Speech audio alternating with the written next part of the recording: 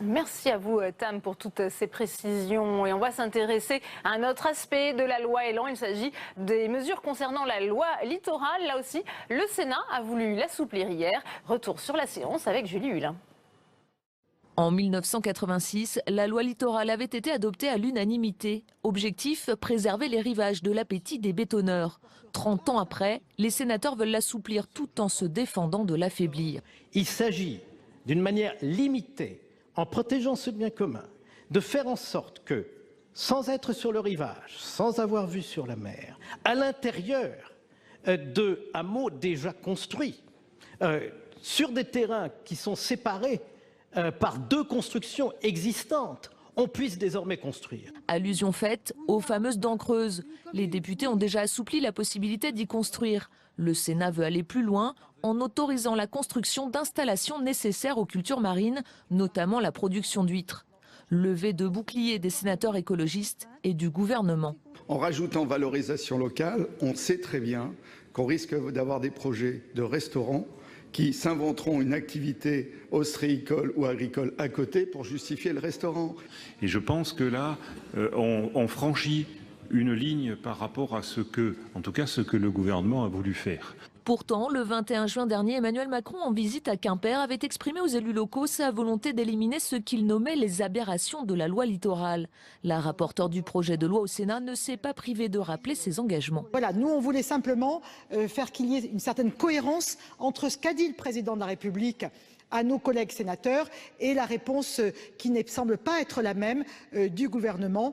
Réponse immédiate du ministre de la Cohésion des Territoires. Là, ce n'est pas le président de la République qui est au banc, c'est moi. Les 2 amendements de la commission ont donc été adoptés contre l'avis du gouvernement, laissant une nouvelle fois le dernier mot à l'Assemblée nationale, comme un sentiment de déjà-vu pour les sénateurs ces dernières semaines.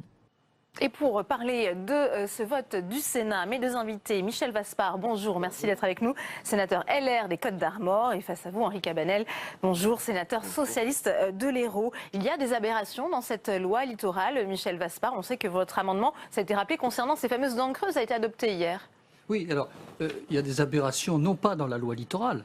On ne cesse de le répéter, ce n'est pas la loi littorale qui est en cause, c'est la jurisprudence qui a suivi, tout simplement parce que c'était une loi ouverte, qu'il n'y a pas eu de décret d'application, et que lorsqu'il y a eu des litiges, ce sont les juges des tribunaux administratifs qui se sont en définitive substitués aux législateurs.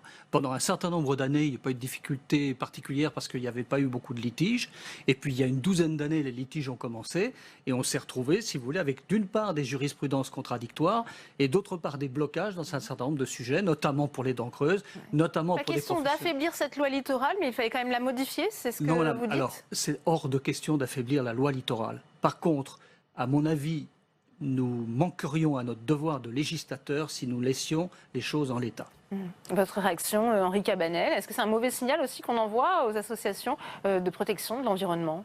Non, je pense que les associations de protection de l'environnement, il faut qu'elles prennent conscience du fait que cette loi, que l'on appelle loi littorale, mais qui en fait s'appelle aménagement, protection et mise en valeur du littoral. C'est ça le vrai nom de la loi.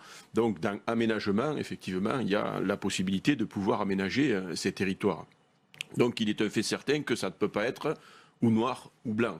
Et qu'il faut trouver donc un consensus qui permette donc de regarder les évolutions qu'il y a eu depuis la création de cette loi.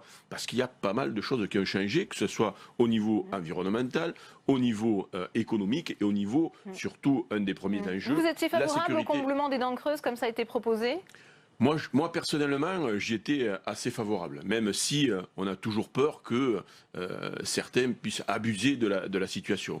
Mais dans les conditions dans lesquelles elles étaient posées, ça me semblait raisonnable. D'ailleurs, M. Vaspart, qui est l'auteur d'une PPL, qui était aussi à 80% une PPL donc, du Parti Socialiste, allait dans ce sens. Donc on est d'accord et il faut effectivement arriver à trouver un consensus pour pouvoir évoluer et ne pas bloquer ces territoires. Alors avant de poursuivre ce débat, on retourne salle des conférences, vous le savez, c'est le principe de cette émission, puisque Saveria Rojek est avec le président du groupe LR, le sénateur Bruno Retailleau. Absolument. Bonjour Bruno Retailleau. Bonjour. Merci de répondre à nos questions. Le ton qui monte, les relations qui se dégradent entre le Sénat et le gouvernement, des rappels au règlement en cascade, vous en avez vous-même bien sûr fait une exaspération qui est partagée par tous les groupes politiques là, dans l'hémicycle. Est-ce que vous avez le sentiment, en tant que parlementaire, en tant que chef de groupe, de ne plus avoir la possibilité de travailler correctement sur les textes, sur les projets de loi? Bien sûr, et ce n'est pas du tout une affaire d'un parti, d'un groupe particulier. Vous l'avez dit, c'est unanime. Le gouvernement a réussi ce tour de force de mettre contre lui l'ensemble des groupes parlementaires parce qu'on travaille dans de très très très mauvaises conditions, et y compris les ministres. Les ministres sont humiliés parce que leur tombent dessus nuitamment des amendements dont ils n'ont pas connaissance. Et en réalité, nous-mêmes, on n'a pas eu le temps de les étudier auparavant, mais les ministres sont aussi les victimes. Donc j'appelle le gouvernement à se ressaisir et à faire en sorte qu'on fabrique bien la loi, puisque un des objectifs de la révision constitutionnelle, on nous dit, c'est de bien fabriquer la loi. Qu'est-ce qu'elle veut dire, cette désinvolture avec laquelle le gouvernement traite le travail parlementaire? Qu'est-ce que ça signifie, selon vous? Moi, je pense que ce que ça signifie, c'est qu'on tombe un peu dans un syndrome de toute puissance. Je pense que l'Élysée a le sentiment d'être au-dessus de tout, et en réalité, l'Assemblée nationale comme le Sénat sont les dernières roues du carrosse. Voilà, il y a un monarque républicain et il faut que le carrosse aille très vite et que c'est une formalité. Donc ça, c'est important, mais c'est préoccupant parce que je me demande si le gouvernement et l'exécutif veut bien que le Sénat vote la révision constitutionnelle. Il n'en prend pas du tout le chemin. Vous parlez de toute puissance. Je ne peux pas ne pas vous faire réagir à cette affaire Alexandre Benalla, du nom du collaborateur du chef de l'État à l'Élysée, qui n'a pas été, je le rappelle, qui est toujours en place au moment où nous parlons. Votre réaction, est-ce que c'est maintenant à Emmanuel Macron de s'exprimer? Bien évidemment, parce que les portes coupe-feu n'ont pas fonctionné. Son directeur de cabinet a écrit un courrier où il écrit qu'il en a informé le président de la République. C'est absolument stupéfiant puisqu'on a un proche collaborateur d'Emmanuel Macron qui se déguise en policier, qui joue au policier, qui maltraite une jeune femme, qui maltraite et qui frappe un jeune manifestant avec un casque, etc. Et on apprend d'ailleurs qu'il n'en est pas à son premier écart. Moi, j'ai tout de suite demandé. Il y a cet article 40 du Code de procédure pénale qui veut que tout détenteur d'une autorité publique, et c'est le cas pour le président de la République, dès lors qu'il y a connaissance d'un délit ou d'un crime, là on est sur un délit, en informe la justice. Et malheureusement, la justice est autosaisie, toute seule, mais l'Élysée n'a pas fait ce travail d'information de la justice, alors même que l'Élysée est le garant de nos institutions. Très bien, merci pour cette réaction. Merci. Bruno Retailleau. Merci beaucoup. Merci.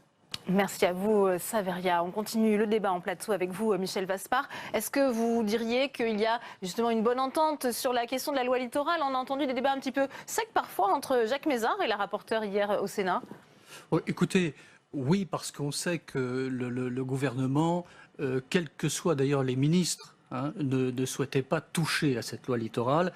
Le Sénat y a travaillé déjà depuis très longtemps. J'ai rappelé hier le rapport d'Odette Herviaux et de Jean Bizet. Donc il y a un blocage depuis longtemps. Je crois que donc c'est compliqué à faire avancer. Ceci dit, moi je me réfère également à ce que nous a dit, non pas à Quimper, parce que je n'y étais pas, mais à Saint-Brieuc, le président de la République, par rapport aux 4 propositions que j'ai pu faire devant un nombre important de parlementaires, présidents de région, etc. Et il m'a donné son accord de principe en disant que c'était... Donc vous avez le sentiment qu'il n'a pas tenu ses promesses? Alors on va voir, on n'est pas jusqu'au bout. On n'est pas encore allé jusqu'au bout. Ouais. Henri Cabanel.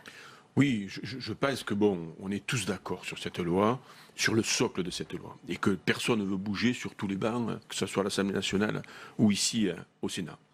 Il n'en demeure pas moins que depuis déjà quelques années, moi j'ai pris juste quelques dates, 2012, une stratégie nationale, en 2015 donc un comité de suivi, puis vient la PPL déposée à l'Assemblée nationale, la PPL de M. Vaspart en 2017, aujourd'hui dans la loi Elan, le débat en 2018, il faut absolument que l'on se penche sur la question et que on organise une mission, non pas pour faire une mission de plus, mais une mission qui débouche sur quelque chose où tout le monde serait d'accord sur un consensus large pour garder le socle de cette loi qui quand même préserve, je répète, les biens et les personnes au niveau environnemental, les paysages. Donc tout ça on le veut. mais qui permettent aussi à l'activité économique, parce que ce sont des enjeux sur lesquels on ne peut pas traiter séparément. L'enjeu donc de la sécurité des biens et des personnes, l'enjeu environnemental et l'enjeu économique, c'est des sujets qu'il faut travailler transversalement, donc il faut absolument qu'on sorte de ce... Mais on a entendu Roland Dantec sur la question justement de la conchyliculture. Il redoute aussi qu'il y ait des dérives, que certains restaurateurs s'appuient sur cette activité pour justement s'installer sur le littoral. Écoutez, quand on ne veut pas que ça bouge, évidemment, on trouve toujours 1001 prétextes. Moi, je ne sais pas comment on peut installer un conchyliculteur en dehors des espaces proches du rivage. Il faudra m'expliquer comment on peut demander à un conchyliculteur de s'installer à 4 ou 5 km de la mer.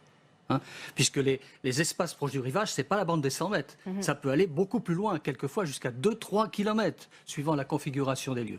Donc je crois qu'il faut du pragmatisme. Il ne faut pas toucher aux fondamentaux, et là je partage complètement l'avis de mon interlocuteur. Par contre, il faut ajuster les excès de la jurisprudence sans aller plus loin. Et juste un mot par rapport à ce que mon interlocuteur a dit. Dans ma BPL, j'avais repris l'intégralité également du recul du trait de côte. Sauf que le gouvernement aujourd'hui a voulu séparer les choses.